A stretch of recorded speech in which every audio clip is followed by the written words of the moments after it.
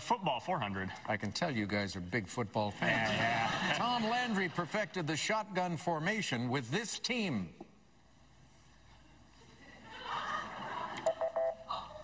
Dallas Cowboys.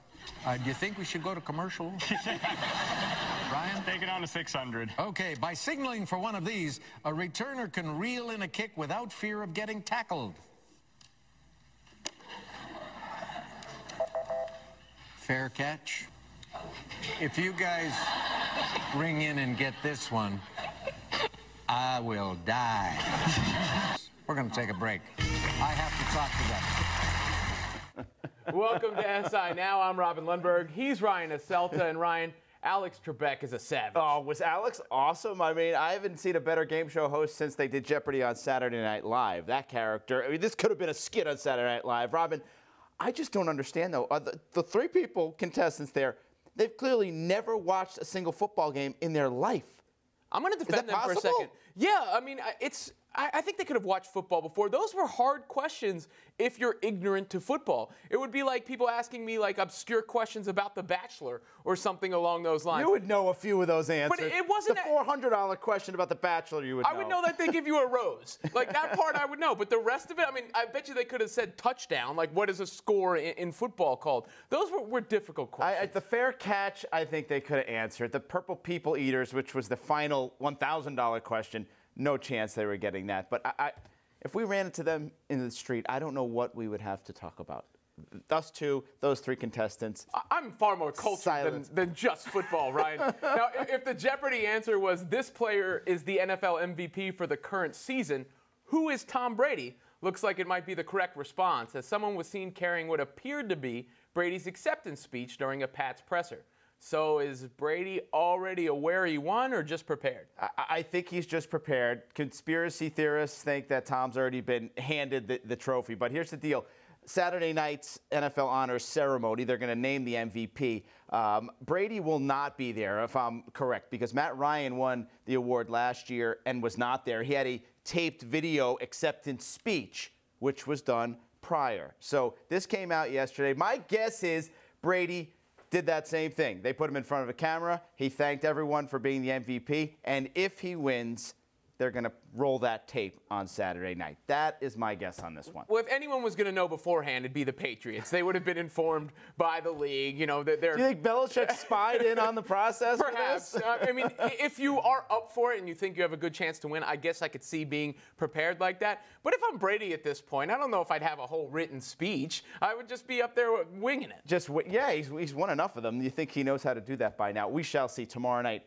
Officially, we'll get the MVP award. All right, Robin, you like wine? Sure.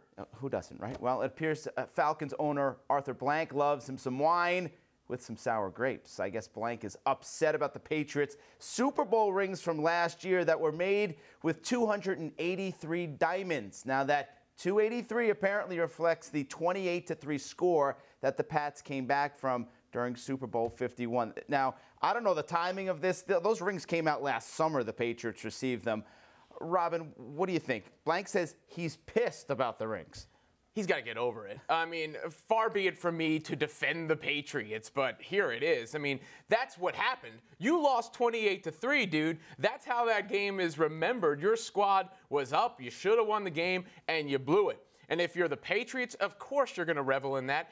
And how do you distinguish this win from the others? What is the distinguishing factor? It's 28-3. If they had won last year's Super Bowl in regular fashion, we wouldn't recall it the way we do. We recall it the way we do because of how it went down. So for them to want to commemorate that in some way, I'm totally for. It was memorable for that very reason. And if you lost the game, you lost the game. That's forever in history. 28-3. Sorry, Arthur Blank. Sorry, Falcons fans, if there are Falcons fans. Yeah, Arthur's got to move on at this point. Seriously. I mean, the game is known as the greatest comeback in Super Bowl history. Of course, the Patriots are going to recognize that and commemorate that in their ring. It would be idiotic not to put it on the ring. Yeah, I don't know what Blank's issue is here. It seems kind of ridiculous. Blank, your team scored 7 points in the second half and overtime. You went scoreless in 27 minutes to end the game. sorry, you lost the biggest lead in Super Bowl history, and the Patriots are going to show it off. No question about that. How about Justin Timberlake? He's making waves before Super Bowl. He, of course, is doing the halftime at this year's Super Bowl. Now, JT held his pregame press conference on Thursday and was asked if he'd be okay if his son wanted to follow in his footsteps and become an entertainer or even become a football player. Take a listen. Speed runs in our family. I've been running routes too. I just want to throw this out there to Belichick. If you know, if all of your receivers go down, I'll be ready to go. So shoot me a text. So you would support do they have injuries? I think they're all healthy, right? So you would support if he wanted to run some routes and get in the NFL? He will never play football. Okay. No. I mean, yeah. If it's kind of like that thing where my main objective is that he become a great person. All right, Robin, JT's getting a little bit of heat. What do you think? Does that bother you? If I was an NFL executive, sure. I don't think I want the halftime performer at the biggest game of the year saying his son would never play that game, but I get it. This was not a thought-out response here. That was an instinctive response, and as a father myself, I have the same one. When people ask me that question, I'm like, no, of course not. Of course he's not going to play football. So I could understand him having that in-the-moment reaction. And you could almost see the light go on in his head as he was responding, saying, oh, man, I'm here at Super Bowl Media. I need to spin off of this topic immediately. Yeah, he was kind of flippant with the response. But, yeah, if you're an NFL executive, you're like, he said, what? I mean, they're paying Justin Timberlake big bucks to perform at halftime of the Super Bowl. So taking a shot even inadvertently at the league is, I'm sure, is not appreciated. But, yeah, I'm a dad, too. You ask me that, my initial reaction would be absolutely not. No way. With what we know about head injuries, what we know about injuries in general, no way is my son playing football. And hey, he's a dad first and foremost at this point. He was justified in his response. All right, the game is obviously approaching, and I'm sure you've seen a lot of numbers. But we thought we'd run through 5 stats we found particularly interesting and how they could impact the outcome. Let's get to the first stat. Since 2001, the first year that Brady took over, the Patriots are 15-0 in the playoffs against a team they didn't play in the regular season. That stat is a reflection on the brilliance of Bill Belichick as a football coach. There's nothing that his team will not be prepared for. And when you're playing against a team you've never seen that season, the players, there's a little bit of uncertainty, I would think. But Belichick prepares his guys. They have every bit of information. They are ready to go, and you see it right there in that stat. It shows you how well he's able to diagnose what the other team is doing and draw up that specific game plan. Because, you know, during the course of a regular season in the NFL, you see those division games, even when one team is really good and the other's bad, they tend to be competitive. Right. I think that's that familiarity. And when you don't have it, it's hard to get used to the patterns. And you're right, it shows you what Belichick's able to do to get ready for the unknown. All right, check this out. The Eagles might be the best team the Pats have played in any Super Bowl during the Belichick-Brady era. Check this. The Eagles are the first Super Bowl team New England will face that had a top 5 offense scoring and a top 5 scoring defense. They are also the first defense ranked top 5 in points allowed per game, yards allowed per game, and takeaways. What do you think, Robin? This is obviously a solid team, a balanced Eagles team. Statistically, it says they're the best the Pats have ever faced in this era. Well, quarterback is a little bit overrated. Not in the sense that it isn't integral. Of course it is. It's the most important position. But sometimes it's the only thing we talk about. And a perfect example of what I'm saying is the Philadelphia Eagles. When Wentz went down, everyone said they're finished, they're done.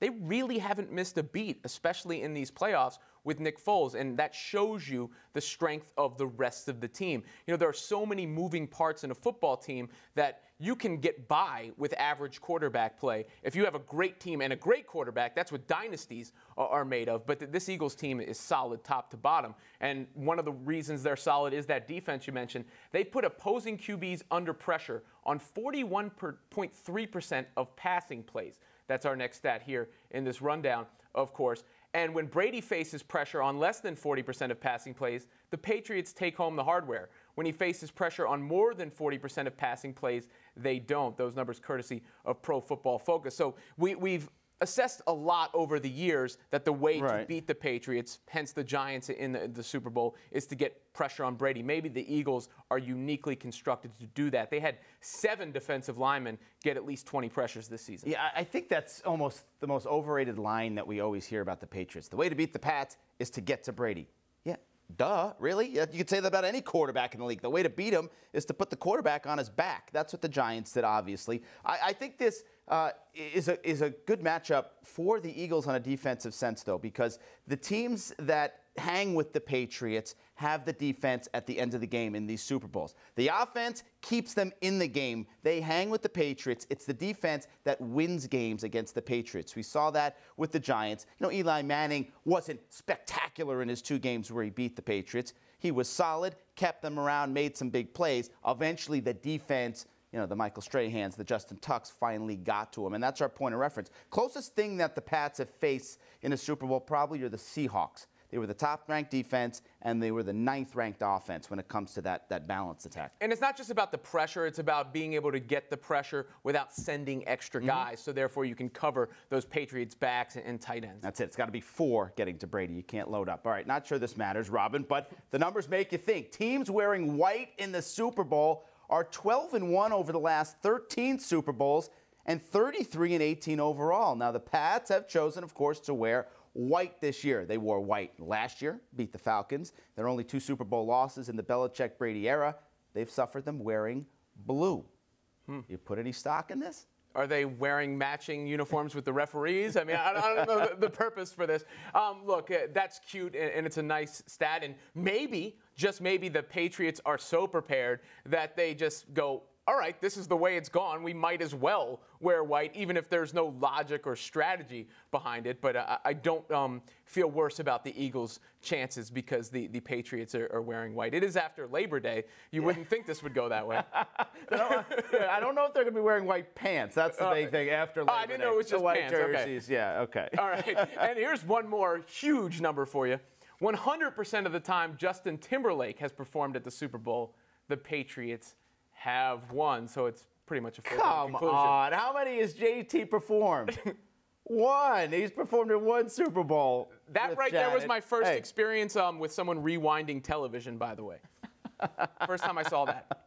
Who's the surprise guest going to be? The odds are out, right? I would have to go if there's one person. I don't know. I heard the new Justin Timberlake record today. It's kind of bland. Timbaland has produced a lot of his records, but he's not like somebody people recognize in the face. Chris Stapleton has a new song. They've done with a Justin lot. Timberlake. Collaborated together, the 2 of them, yeah. He already said NSYNC isn't coming out. I know Jay-Z is not going to How come out. about Britney? That'd be pretty cool, right? Britney would be huge. Yeah. Britney and Janet would make the most waves, one or the other, if he reunited with Britney after Cry Me a River, Right. or he brought Janet Jackson No back way out the to make NFL good. lets Janet back. One cool stat here to think about. There's only 2 players, Robin, in NFL history have thrown for more than 25 touchdowns and 2 or few interceptions in a single season. One of them is Brady, 2016. The other, amazingly, Nick Foles, who did it in 2013. Of course, they will go head-to-head on Sunday. Kind of a cool fun fact there for your Super Bowl party. You know, right now, Nick Foles has the highest passer rating and completion percentage in the history of the NFL postseason. We'll see if that continues. The game itself, of course, only a small part of what makes Super Bowl Sunday special. There's the prop bets. Shameless plug. Check out our gambling show, The Line, on SI.com. And then, of course, there's the food. Need some inspiration for new snacks? Check this out. I am so excited. Adrian Cheatham and Chris Scott from Top Chef Season 15.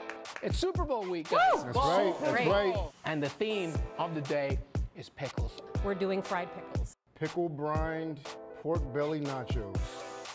That's fantastic.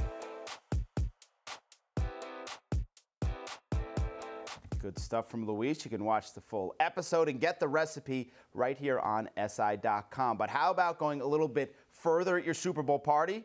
Take a look at this. This is going to be the most flimsiest part, man. Why do I have to carry that part? All right, I'll carry this part. You get on that side. All right, so what are we doing? I don't know. So you go up, I go down? Yeah, I'll go up, yeah. Okay, you go. Lift it up. Hold on, I'll go first. Awesome.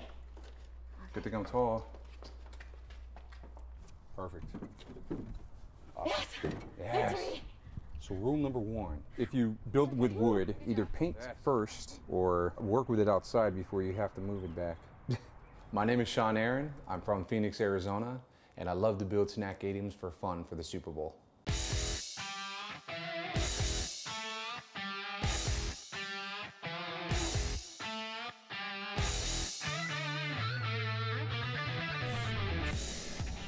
So about 5 years ago, my wife sent me a picture through Pinterest of a Snackadium. I wanted to challenge myself after she showed me that picture, and from there it's just grown every year. I've done Levi Stadium, MetLife Stadium, University of Phoenix, and then this year is US Bank. Most of these stadiums besides University of Phoenix I've never even been to, so when I create my Snackadiums, I'm doing it based off of a picture. This stadium, just the pictures that I've seen, it's crazy. It's a big stadium. See how it comes out. It'll come out good, I'm not worried.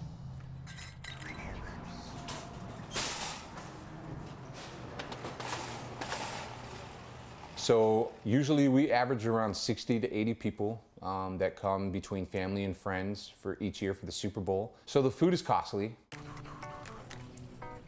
I like to try to get a variety of things. I have a lot of people over, so all the hot Cheetos. Ooh, I like its knees. I would say last year we ordered 150 wings. We had a salad bar, a nacho bar, chips, cookies, you name it. This was a big hit last year. Donuts. Always get the chocolate donuts. The wings were gone in less than 3 minutes. So this year we're anticipating probably ordering around 300 wings, as well as getting some more appetizers and, you know, just snacks.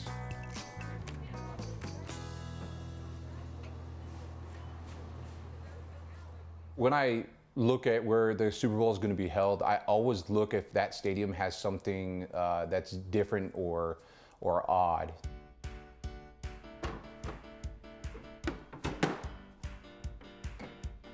I don't know much about the new Minnesota Stadium, but I know it's very futuristic and very high tech. So I constructed a candy dispenser, as well as incorporated a automatic soda dispenser. And so I just wanted to add some cool features into it. So this is gonna go on this. These are gonna go right here. I still have to cut this out, so this is gonna be open a little bit. Did I ever think that I would be able to build such a fancy stadium? This is gonna go like this. The answer is probably no, but I surprise myself all the time. And then it's gonna meet at a point from this panel that I put right here, so you're gonna almost get like a tall point right here. This year was really, really challenging, but I think it'll turn out really nice.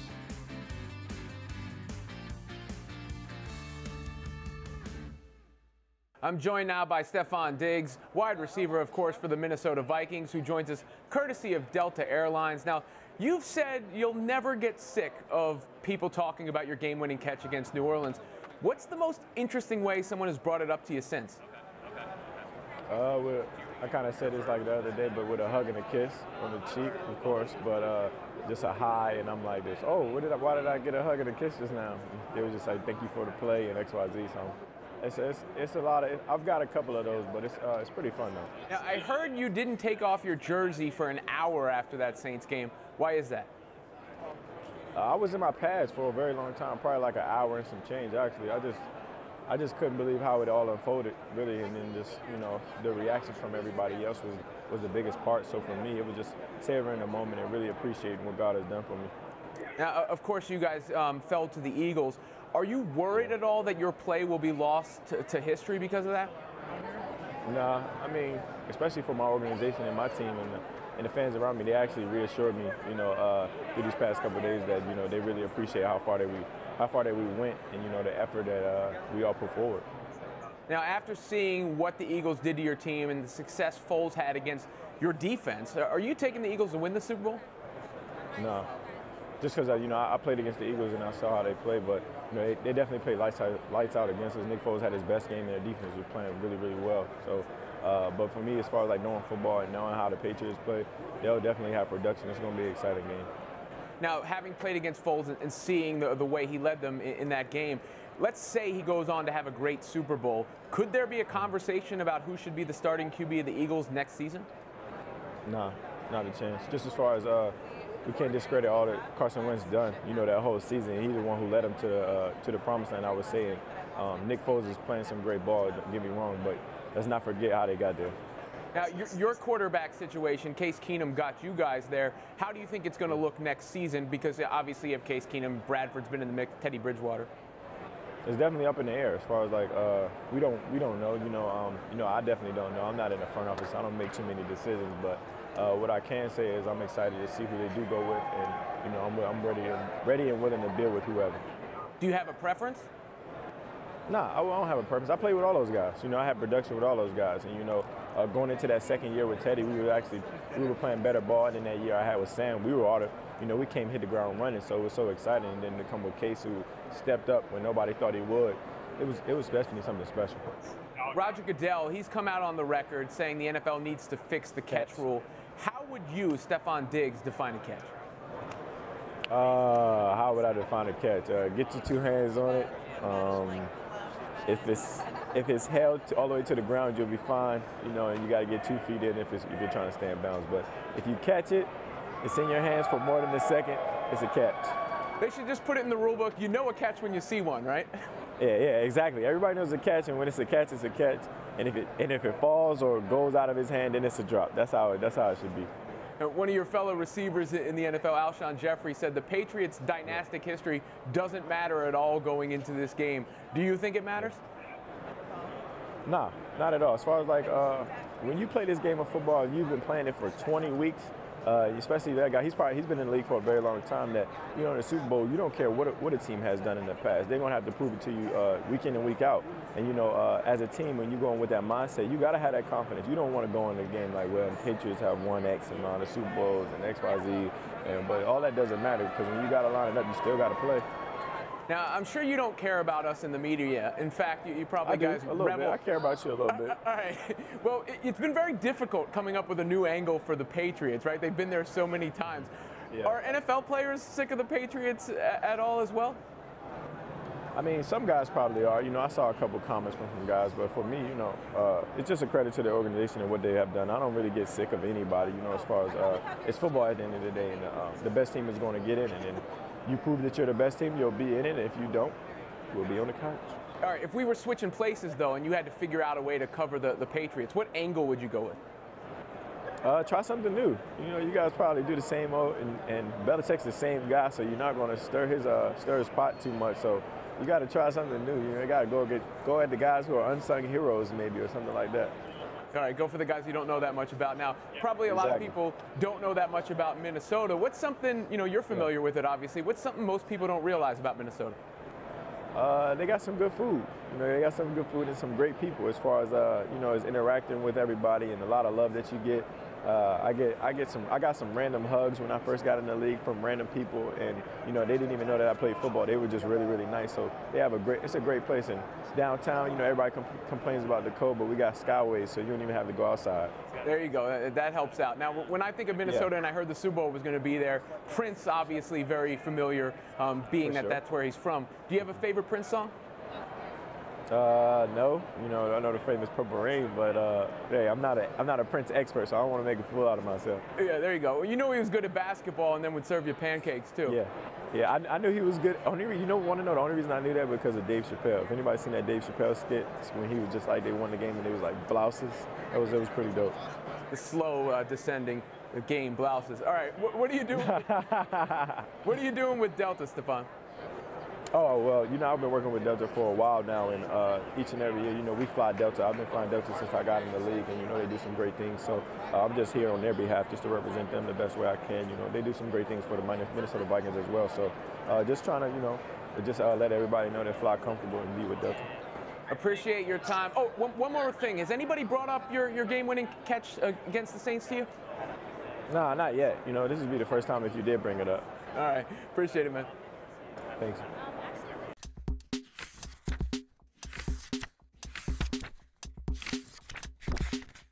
All right, NBA All-Star Weekend, Robin, 2 weeks away, and the lineups for All-Star Saturday night, they've been released. Let's take a look at these. We'll start with the dunk contest. Here's your four, just four for the dunk contest there. Victor Oladipo, Dennis Smith Jr., Larry Nance Jr., and Aaron Gordon. Robin, who you got in this? My pick is Dennis Smith Jr. because Aaron Gordon is dealing with a hip flexor issue. His performance when he was at full strength is one of the best I've ever seen, going over the mascot. But Dennis Smith Jr. has, as the kids would refer to them, bunnies. He can really get off the floor, and the little guy tends to mesmerize people in these contests. Very difficult for big guys. I mean, we saw DeAndre Jordan last year, and there are two smaller participants, Oladipo and Smith Jr. I've seen Oladipo in the contest before. Good, but I think Smith Jr. being that new face, we haven't seen his dunks prior. I think he's going to take it home. Yeah, I'm with you. The small factor is big because you got Gordon and Nance are 6'9", Oladipo's 6'4", and Smith is 6'3". The little guy getting up that high, it just visually is more appealing. And the vertical. He's got a 48-inch vertical. He tied the NBA record at the pre-draft workouts this summer. This guy has got serious ups. I'm definitely going with him. Question for you, though. When you look at the four, is there any point that the NBA could get the big guys back? Listen to my idea. Sure. $1 million to the winner. Westbrook, LeBron, Giannis, and Durant dunk contest. You know what? I understand, but I'm not so sure I actually agree because I want to see the best dunkers, not necessarily the biggest names. Now, maybe when the big name does it, it wows you a little bit more. And some of those guys you just mentioned, Westbrook, we know can get up. Giannis, he would fall into that bigger category, though. I mean, even though he's so unique, yeah, so long. His body type is definitely unique. LeBron is now too old probably to go into the dunk contest, though he can still get up there. But I'm a purist in this aspect where I want to see the best dunkers, not necessarily the best players I think dunking. For 1 year, I mean, the ratings would be through the roof. Everyone would watch that dunk contest. And let's face it, the dunk contest has lost a lot of buzz the last few years. No, the one I just referenced with Gordon against Levine might have been the best dunk contest ever. Like, they would have embarrassed Dominique Wilkins and Michael Jordan. No, I was at the Jordan foul line at Chicago Stadium. I was there. That's the best ever. And Wilkins should actually won that one. Three-point shootout also out. The lineup for that, Klay Thompson, Kyle Lowry, Paul George. Let's take a look. We got a bunch in this. Bradley Beal, Tobias Harris, Devin Booker, Wayne Ellington, and your defending champ, Eric Gordon. Who's going to win the shootout? I'm going to go with the safe pick, Klay Thompson. You know, he's beaten Steph Curry head-to-head in this contest. He's shooting about 45% from three so far this season. Give me Klay. All right, I'm going with Devin Booker. Here's a guy who he's upside. His percentage is up this year. He shoots a lot of threes, 7 per game, and he's not one of those guys who really is got a lot of bounce in his jump shot and got to use the legs. Those guys tend to fade down the stretch. He's kind of a spot-up shooter. I like Devin Booker from three-point shootout. In NBA action, the Thunder lost to the Nuggets on a buzzer beater last night, and now they may face possibly losing Russell Westbrook to a suspension as Westbrook made contact with a fan who came on the court following the final shot. So the question is, for this mini shove, should Westbrook face NBA discipline? Absolutely not. That guy is lucky Westbrook didn't pop him.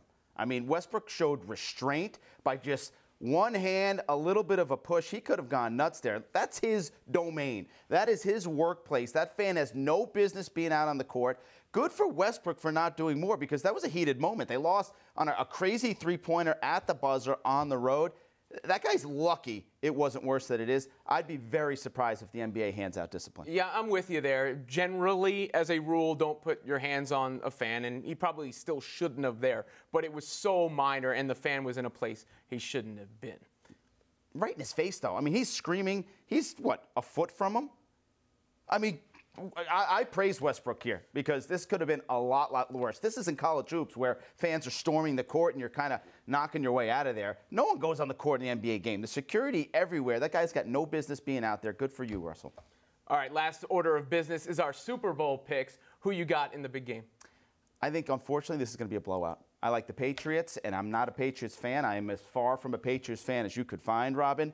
I think they win this game 35-17. They roll, and it's number 6 for Brady and Belichick. I agree that it's going to be a blowout, but I'm going to go for the Eagles. Wow. Look. Wow. The dog, where's your dog mask? Where is it? Is it hidden under there? Come last week, and I was almost there. And my general rule of thumb really is never pick against the Patriots. I don't know how many times I've said that. I went against them last week or 2 weeks ago and said, I'm never going to do that again. But the only reason for me to pick with the Patriots is because I say never pick against the Patriots, and it bit me. The Eagles are better all across the board. They have a better team. They're faster. They're stronger. Brady is clearly better than Foles. We all know that. But in every other aspect, I like the Eagles. We've seen the Patriots get bullied around and come back. I think the Eagles are good enough not to allow them to come back. Either way, we like blowouts, which means a lot of snacking and some bored fans at home, because I don't think either way this game's going to be close. Well, we hope you enjoy the game, and maybe it'll be closer than we're both predicting. Meanwhile, we'll be back Monday at 10:30 a.m. Eastern. In the meantime, you can check out SI Now Live on Twitter for the latest videos and updates. But first, check out what else is in store for this weekend. It's time for the Weekend Drive presented by Toyota. Let's go places. First, we head out to Scottsdale, Arizona for the Waste Management Phoenix Open, and where Ricky Fowler will try to stay hot after shooting 5 under in the first round, putting him tied for second heading into today. I think we did a good job of saving a couple pars and a good birdie on 8, and I rolled in a long one on 4. So good solid start, and looking forward to the rest of the week here. Fowler is looking for his 5th PGA Tour victory. Next, we go to Quicken Loans Arena, where the Cavs play host to the Red Hot Rockets, who have won 7 of their last 8. After a difficult January, LeBron and company are happy to move on to February. We move on to February, and as a team, we want to play some better basketball. But I'm never a guy to say let's get out of this month or let's move on to the next. You take the lumps when they come, and you try to get better, and you don't ever try to fast track anything or slow anything down when you're in the moment. The Cavs are 3-3 in their last 6 games. And finally, we head to Minnesota for the Super Bowl, where the Patriots look for their 3rd Lombardi trophy in the last 4 years, but have the ringless Eagles in the way. Bill Belichick talks about what he expects from his team this Sunday in his 8th Super Bowl as a head coach. It's a great challenge to play against the Eagles. They're a tremendous football team. But our team's met challenges all year, and I know we're going to go out there and I expect us to play our best game Sunday night. I'm sure the Eagles will play theirs, and it should be a great competition. So we're looking forward to it. I'm excited. I'm excited to be here. I'm excited for our football team.